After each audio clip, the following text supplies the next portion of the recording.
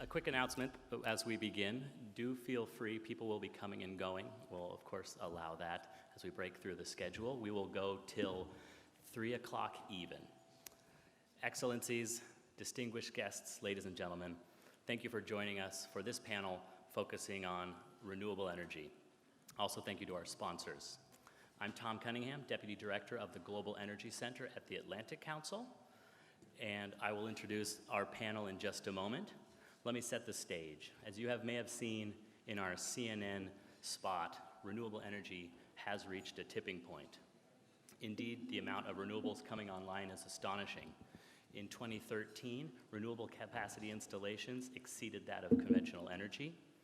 In 2015, renewable energy exceeded coal in total installed capacity.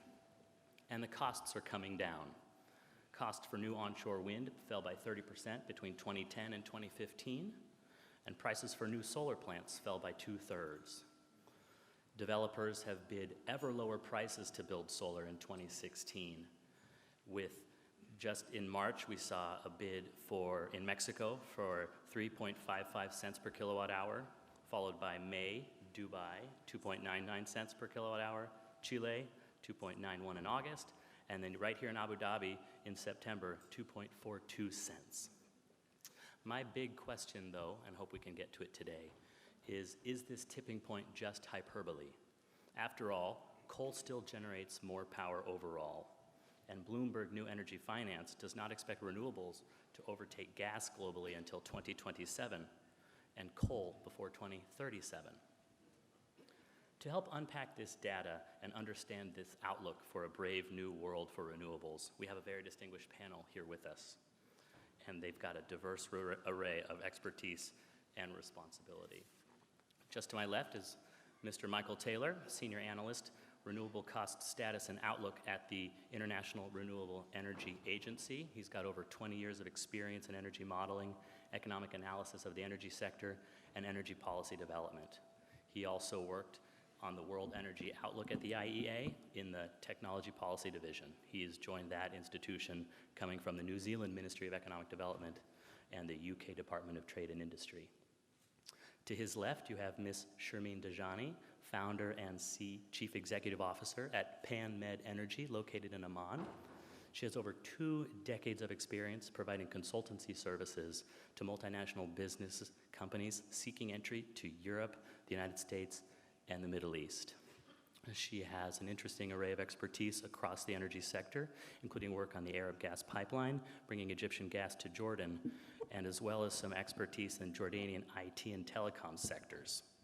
She also is a founding partner of MedGrid in France, which is an interesting project that would connect renewable energy in the Maghreb to European markets. We have Badr Al-Lamki, Director of Clean Energy at Masdar, over 18 years of experience in the energy sector, including about 9 years at Masdar, I think. He's leading teams with the company deploying nearly 1.5 gigawatts of clean energy or deployed or under development globally. Maybe that number's higher now. And he has also worked at Abu Dhabi-based offshore companies and was a development planning engineer at Total, working in Angola and Republic of Congo. We also have Her Excellency Engineer Fatima Al-Fura Al-Shamsi, Assistant Undersecretary for Electricity and Clean Energy Affairs at the United Arab Emirates Ministry of Energy. She leads the Ministry of Energy's activities in electricity, clean energy, climate change, and water desalination. A really interesting, important portfolio. Can't look forward to hearing about your newly announced national energy strategy. Her background ranges from electrical engineering and renewables to business development and project management. And she's a former vice president of privatization and business development at Dubai Electricity and Water Authority. And last but not least, Mr. Michael Eckert, managing director and global head of environmental finance and sustainability at Citigroup. He's on the Atlantic Council's Global Energy Center Advisory Group. Thank you for your support and guidance. He's also on the governing bureau of the REN 21 Global Policy Network in renewable energy.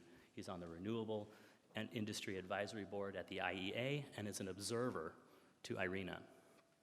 He also, I think it's important to note, is the founding president of the American Council on Renewable Energy, ACOR, and he has an incredible background developing financing for solar energy, and he also helped draft the legislation establishing the feed-in tariff for renewable energy in Germany, which some would argue helped pave the way or launch this global renewable energy market. Okay, that's a lot of introductions, but let's jump right in. I'd like to ask each of you a question, and then we'll ask a couple more questions, and we'll go right to the audience. So, Michael, apologies. Why do these costs keep falling? Will they continue to fall? And can you explain a bit about what's going on at the macro level? So, the short answer is yes, they will continue to fall. What we've seen actually has been a very dynamic, virtuous cycle where policy support to accelerate the deployment of renewables has led to technology improvements and ongoing cost reductions. So this has been a very important dynamic in what we've seen occurring in the last 4 to 5 years. And it's one that's set to continue. There's some nuances there that I'll talk about, but what we've seen is quite exciting. So you've talked already a little bit about what's happened in recent years, and we try to track the actual project costs. We have a database of around 15,000 utility scale projects around the world, and between 2010 and 2016, we saw solar PV module prices fall by 80%. The levelized cost of electricity from utility scale projects globally fall by 68%. Reductions for onshore wind of around a fifth in terms of the electricity cost. So very significant cost reductions, and this is in technologies which are very widely deployable. There are a few countries in the world that don't have either good wind or solar resources. This complements very well the more mature renewable technologies, of course, hydro, geothermal, and biomass, where existing resources, untapped economic resources exist. These are very competitive, obviously, as well. So what we've seen, particularly for solar technologies and for wind, is that we've seen technology improvements that have either improved the capacity factor. This is notable for onshore wind with higher turbines, higher hub heights, larger swept areas, capturing more electricity for the same resource has been a very important driver. For solar PV, the technology driver is more about reducing the capital costs. So higher efficiencies for the modules have been driving down install costs, but you also get balance of system cost reductions as well, less racking and mounting and so on, and other issues. And we've seen more competitive supply chains as time has gone as well. And also, of course, you've talked already about the rapid growth and the deployment. The economies of scale in manufacturing have also been important. Earlier this year, we released a report, The Power to Change, that looked at the outlook to 2025 for solar and wind. And we're likely to see a continuation of these trends, but there's some important nuances to that. Perhaps before I go into that, it's worth just highlighting roughly the level. So if with the right regulatory and institutional frameworks in place, we could see another 60% fall in the levelized cost of electricity from solar PV. This is a global weighted average reduction.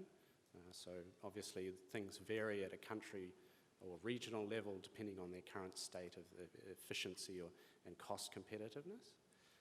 Another quarter reduction in the levelized cost of electricity for onshore wind, 37 to 42% for concentrating solar power, and perhaps around 35% for offshore wind. So still very significant cost reduction potentials. We're seeing consistently the projects commissioned in 2014, say for onshore wind, in the 4 cent per kilowatt hour range for a levelized cost of electricity. Solar PV is somewhere above that. The best projects are around 6 cents, but obviously we've seen with these recent PPA and tender announcements, there's a very rapid convergence between solar PV and onshore wind, which is already very competitive. But the main challenge that we've been highlighting to our policymakers and government is that the drivers are changing. With low equipment costs, We're going to see more of the cost reduction opportunities coming from balance of systems, the technology improvements, operations and maintenance costs come more into play, and of course the financing costs, where I have a much better experts across from me.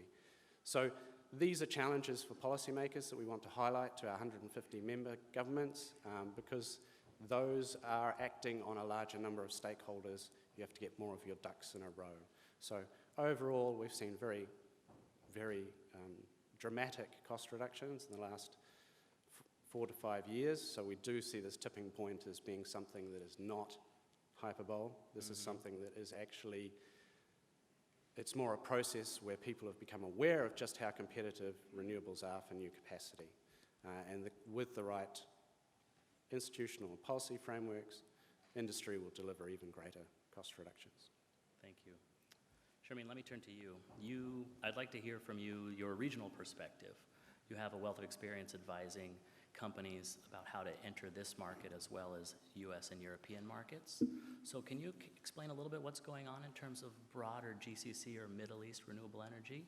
And how, is it unique, or is it very different from what you're seeing in other markets around the world? It's very different. It's very different, and you could tell that everybody in the world is here for the Sustainability Week. Everybody is excited about investing in the GCC countries, in the renewable sector, and Jordan, Morocco. We have the right regulations, we have the policies, we have green funding in place. We have the sun and the wind, we have so all the elements are in place, and it's a very easy sell. Everybody is here, everybody is looking to be a part of this revolution led by the United Arab Emirates and heading the GCC, Jordan, Morocco, and other countries in the region. So I think we are fairly different in the sense that although we are rich in oil and gas, and at the same time we are rich in wind and solar, and so we are now diversifying and moving, leading the markets into the renewable. It's amazing. Every company in the world is just converging on this part of the world to be a part of that revolution. Thank you. Badr, from your perspective, leading a business that's involved in renewable energy, and you're making investments here and around the world, can you explain from that insider perspective what's going on? What's the most interesting place for renewable investment around the world? And when we're looking at this tipping point, or when we're looking at this threshold we're reaching in terms of can you explain a little bit your perspective about how, is it uniform? Is it nuanced? What regions are moving quickly? From a local perspective here, there is what you're seeing is a case of alignment between policy and choice that makes business and commercial sense. So there's a policy towards diversification of the energy mix, and I'm sure Engineer Fatma will shed more light about this. When it comes to business sense, and that's where Masdar contributes into, today the case for renewables is very sound, and it had made its case, and as such it's on demand. The cost of electricity from PV or wind, solar or wind, I think is now very competitively compared with the alternative, be it fossil fuel or other alternatives. And as such, as long as there is growth in population, there's growth in economy, in country or across the globe, the backbone for growth is electricity, is energy, and that's the enabler. So what we are seeing today is an increasing trajectory, whereby in the last 3 years, for example, year on year, there has been more than 200 billion US dollars that have been invested in this sector alone. So the choice is different from one country to another country when it comes to energy mix. The energy mix here in the UAE includes, of course, conventional fossil fuel, renewables, and nuclear, but the choices are different in other countries. But I think what is common is that renewables now is not only being pursued part of the climate change sphere, but it's been pursued because it adds value. It's been pursued because it creates jobs, it diversifies the economy. Now the pace varies from one country to another depending on the national needs. Here within the region, there has been significant announcements earlier this week about the UAE's targets for 2050. We've earlier heard from the Minister of Energy in Saudi Arabia targeting 9.2 gigawatt by 2023. Across the region, when you look at Jordan, Egypt, Morocco, these are markets which are evolving, emerging, and actually fast-tracked. But we as Masdar, I think we take pride that we have been the first, at least in this part of the world. In 2006, we have more than 10 years of experience in developing projects, constructing projects, operating projects. So I think we have credibility to bring to the table, and I think we're going to pursue investments across the globe. And again, there is demand in Africa, there's demand in Southeast Asia. Europe continues to focus also on renewables, albeit perhaps offshore wind plays a significant part there. But I think the growth for renewables is global, is not specific to one place on the planet. Got it. Engineer Fatima, let's turn to you for this government perspective. As we know, natural gas dominates the electricity generation mix in the UAE, and electricity demand is already strong and rising steadily, making investment into new generation options critical. The UAE has had a target of, I think, 7% by 2020, and now clean energy of 50% clean energy by 2050, I think. Very new target. So let's hear more about that national strategy. What are your policy tools for making this happen? And are these low costs that we're talking about making this easier? Definitely, I'll start with the second question. Definitely, the low cost has had an impact on the increasing the percentage of the clean energy and the energy mix for the 2050. But it's not only that factor. As a government, when we developed the strategy, we were looking into 4 major dimensions or factors. So we look into different resources, all the available resources or possible resources, but trying to have a balancing between the security and continuity of supply to the affordability, because for the business and society, the cost of energy will definitely affect the business and society. We were looking also on the sustainability aspect and possible demand reduction. We looked into, of course, the happiness. So those 4 dimensions, defining special index. We have analyzed all the possible resources for UAE, and the outcome is that to have 50% capacity of clean energy, that is 44% renewable and 6% nuclear, 38% gas, and 12% clean coal. Now, the question is, why not 100%? People was asking, every time they are asking me before announcing even the strategy, why not 100% renewable? And you know the discussion that maybe in the first session, yes, the solar is available, but we have in the coming period, because this strategy is flexible, after some time we will review it, but we are planning to focus into the development of different technologies, such as storage, electrification of adjacent sector, that include the transport sector. The transport sector is a very important sector in the energy sector. We started as a continuation of the energy strategy, we started developing the transport strategy. As a government, even if we set a target for energy, but we need to develop the target also for the adjacent sector to the energy, or it's part of the energy sector. Transport sector and industry sector will really affect the energy mix. And what we are getting from the renewable is electricity. So without electrification of especially transport, we will not be able to increase the percentage of the renewable on the mix. This is one thing. Also, what we need to do in the future is developing the required regulation, defining the target for the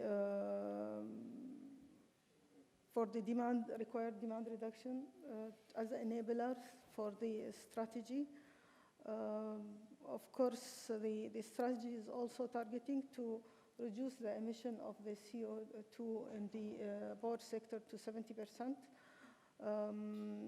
This will need to be developed in detail as a CO2 strategy in the power sector with all the stakeholders, as the strategy already developed by a team from the ministry and all the stakeholders in the energy sector in UAE. So we are looking to focusing on R&D and developing adjacent sector strategies, especially. Thank you. Thank you. Now, Mike, to you. As you can see, we've got an amazing breadth. We've got an analyst, we've got consulting, we've got business executive, we've got government, and we have finance. I want to broaden the aperture, and what's the investor perspective? The other thing I want, maybe you can share, you've been in this renewables sector from the beginning, and so in addition to what you're seeing in that macro market sense as an investor, also how do you see the state of renewables today as part of that spectrum from when you began your work to now? What's the state of play? Are things improving? What do we need to look out for? Great, Tom. Thank you. And thank you for having me here. This is a great conference just ahead of IRENA and the Future Energy Summit. Great timing. So Tom's right. I'm probably the oldest person in the room. I started in renewable energy in 1976, so that's 40 years and 7 months ago. And it's been quite a ride, and it's a great perspective to have. If you join this market or this industry in the last 3 years, it looks terrible.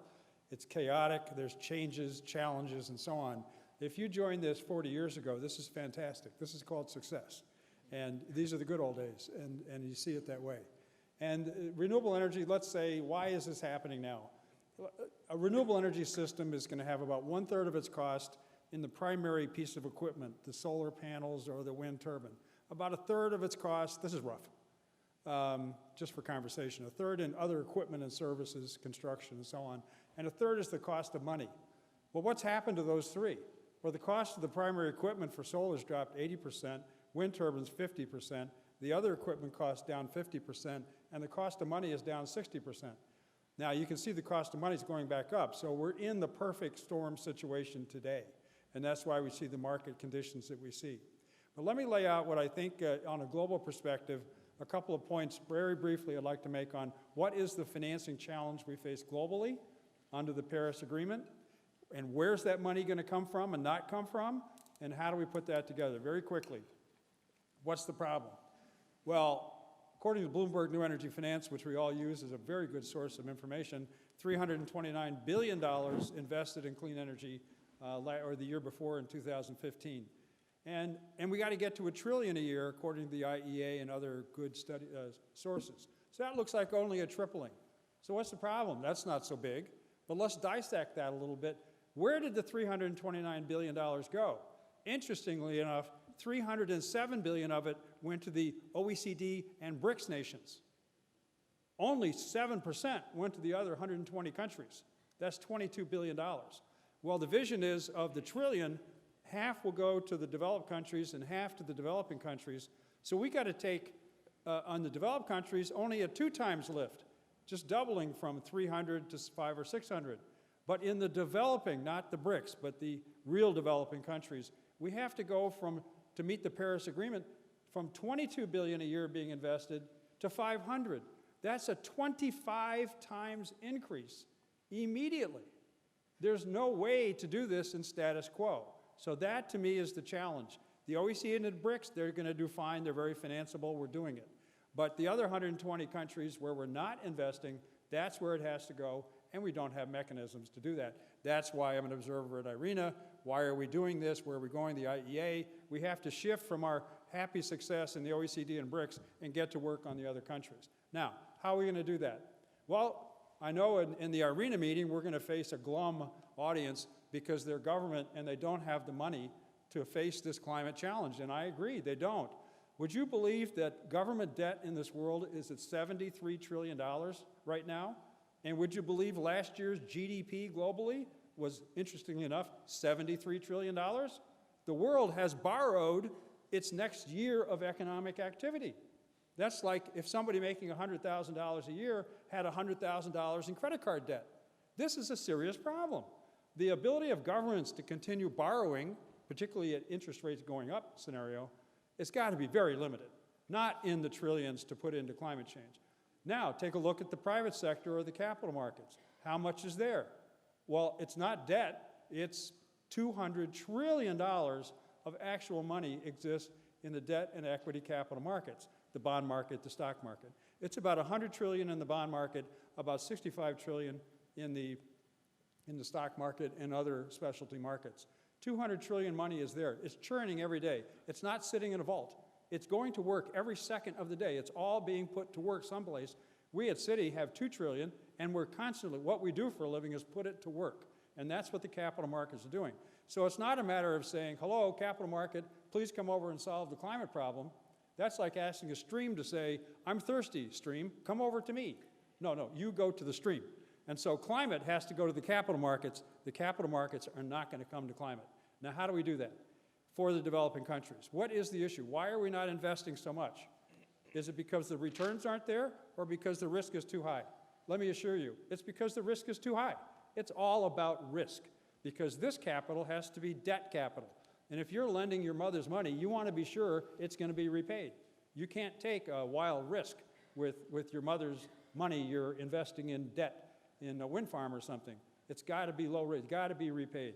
So the solution then, to bring the two parties together, where you have government that has power but no access to money, and you have the capital markets which have the money but no power. We can put those two together. And my suggestion is the public sector and IRENA leadership and the IEA take a serious look at creating an agency that provides offtake and other guarantees on these clean energy projects so that they will qualify for all that capital market financing that's going on every second of the day. We got to get in front of those investors and lenders, and we qualify for their criteria. Don't ask them to change their criteria. They're managing your mother's money and my mother's money, and they're going to do a good job at that. We have to take our product and make it suitable for their investment. And this can be done. It's done every day. That's actually what banks do in solving client problems, seeking opportunities, usually solving problems. And this is a classic banking challenge to bring these two parties together, to create the guarantees, to reduce the risk, to allow the financing to happen. I'm very optimistic this can happen, but it's going to take some serious work. Thanks, Mike. We've got about 9 minutes, and I want to ask 400 questions. I don't think I can do that.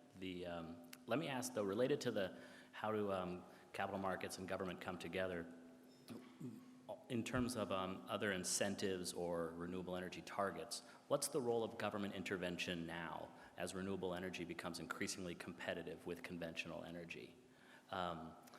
Please, Sherman. I think the governments have to focus on transmission, smart grids, smart meters. What's the idea of generating efficiently with solar and wind and biomass and whatever, and not have the right grid and the right transmission? In Germany, a few weeks ago, they had to shut off wind turbines because the grid could not take it. And then when you look at 1.2 billion people in the world today who do not have access to electricity because there are no grids in Southeast Asia, in Asia Pacific, in sub-Saharan Africa, we really should focus as well on smart grids. In Jordan, we are actually. We're working on the Green Corridor, and we're tendered that to connect the south to the center, where all the solar projects are at the moment. So I very much urge governments to focus on smart grids, to continue this revolution in the generation, because generation alone is not enough. Also, at some point in our lives, we have to begin trading with energy. Jordan is looking to become a hub of energy in the next 10 years. We need to be interconnected with each other. The GCC is well connected with the GCC grid. Jordan has signed an agreement last year to become part of the GCC or to connect to the GCC grid. Saudi Arabia is going to connect with Egypt. Egypt will connect to the Mediterranean grid, and very soon you would have GCC electricity, clean electricity, being sold in Europe. So you really need to think about the future and trading of electricity and the interconnections and smart grids and smart meters for all that. Well, the low prices for wind and solar show that the market exists for those products. Does the market exist for that midstream, that transmission, that distribution? Is that market there? Is that considered? Badr, is your company working on that part of the renewable energy sector? Our work is primarily focused on mainstream utility scale, large-scale projects, whereby we have a global footprint. So we develop projects and sell electricity against power purchase agreement. And of course, the financing sector comes also to bring to raise debt. Now, in addition to that, off-grid solutions, distributed generation is another form of business avenues that is fast-growing, that is also creating demand for renewables, and this could help in the short term deal with issues of lack of grid and transmission system. But I think both tracks are evolving quite fast, and we have expertise from a Masdar perspective in developing projects in both areas. We have projects down in the Pacific Islands all the way to West Europe. So we cover a wide range of geographical footprint. In Africa, they have a pay-as-you-go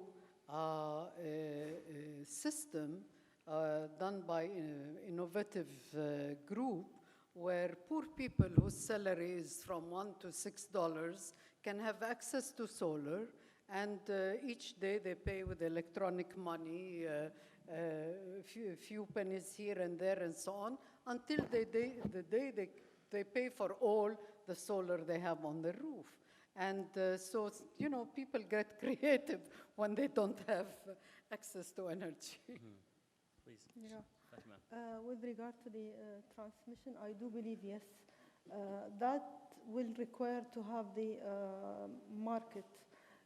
For the GCC, I know that GCIA now is working in developing the trading between the different states. And I know that there is a project, a study actually from the Arab League for the Trans-Arab interconnection. The thing is, the market needs to be there, and because of the difference on the demand timing and the difference between the cost of renewables to the cost of the fossil fuel, that will be attractive. Again, we still need the storage also. The storage is required. One area where the demand side generation is possible on this region or in the Middle East, but the challenge is that not all the countries having the required regulation. So I think here in UAE we have a regulation in Dubai called Shams Dubai to allow on-grid connection of renewable to the grid. And now also we are working on federal regulation with this regard. That will also encourage the increase of penetration of renewable on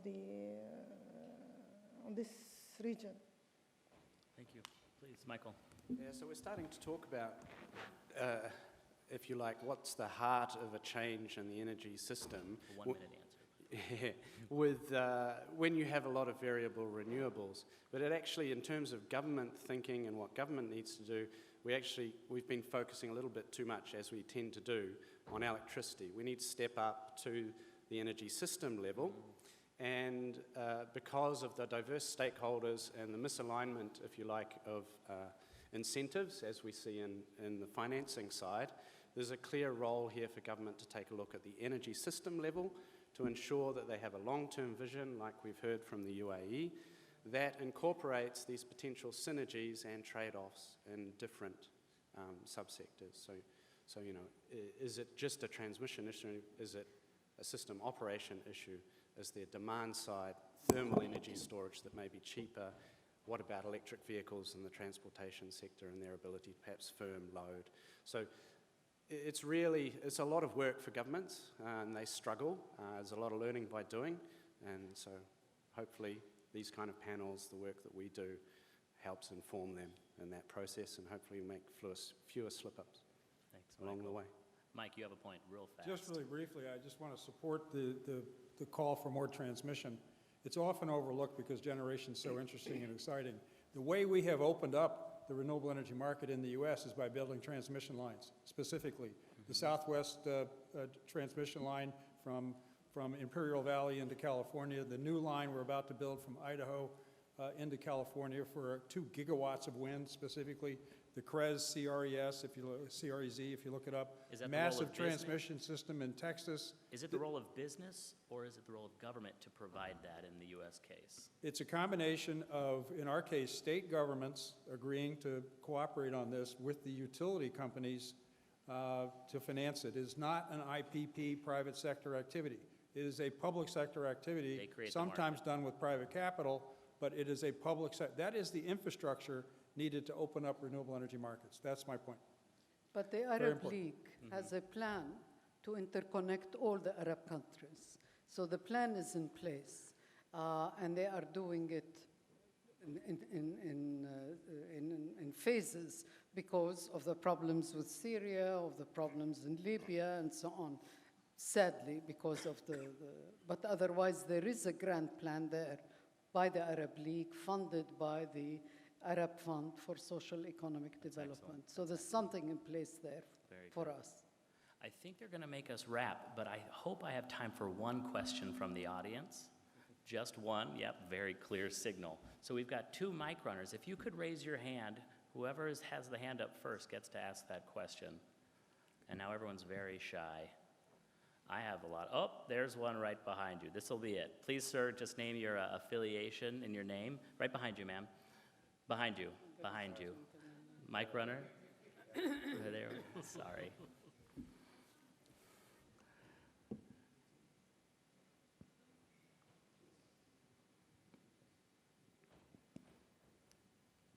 Hello.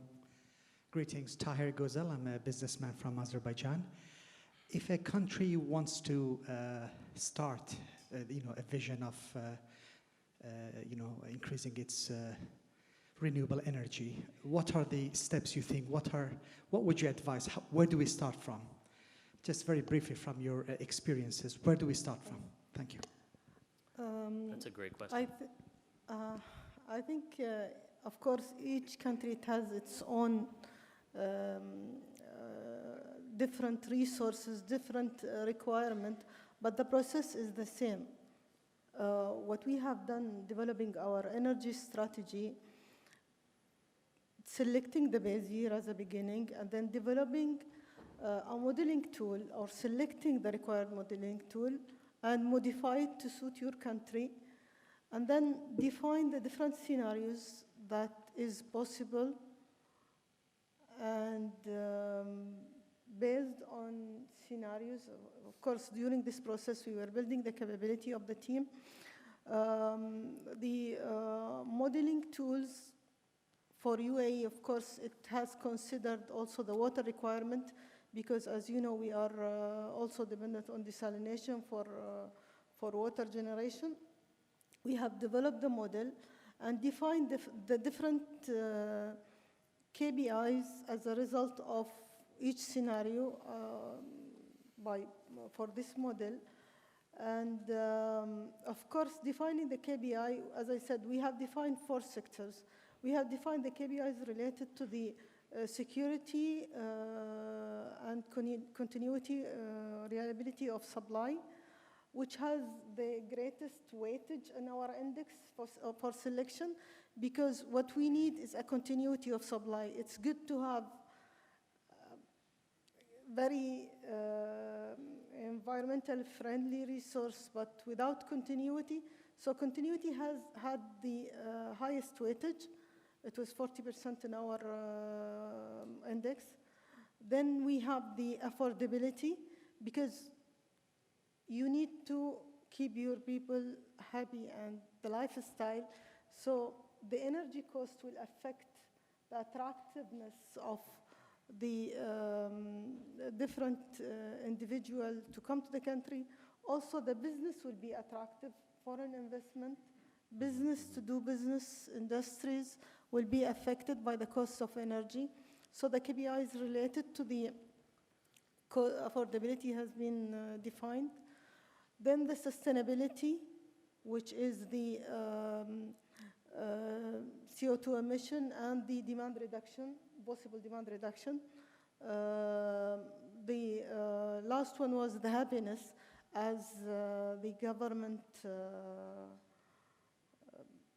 defined that the role of the government is or our target is to have happy community. So happiness target, we have defined the KPI related to also the environmental KPI, and also the cost of electricity compared to the cost of electricity in the base year. Based on the result of all the scenarios we have conducted, we have selected which scenario is the best, and then we have applied sensitivity analysis. So we changed the constant factor, such as the same factor that has changes is the 15 more seconds, GDP, population and others, and then select the right scenario that best fit the government requirement. Thank you. I think you should have a regulatory regulatory framework in place, feed-in tariff.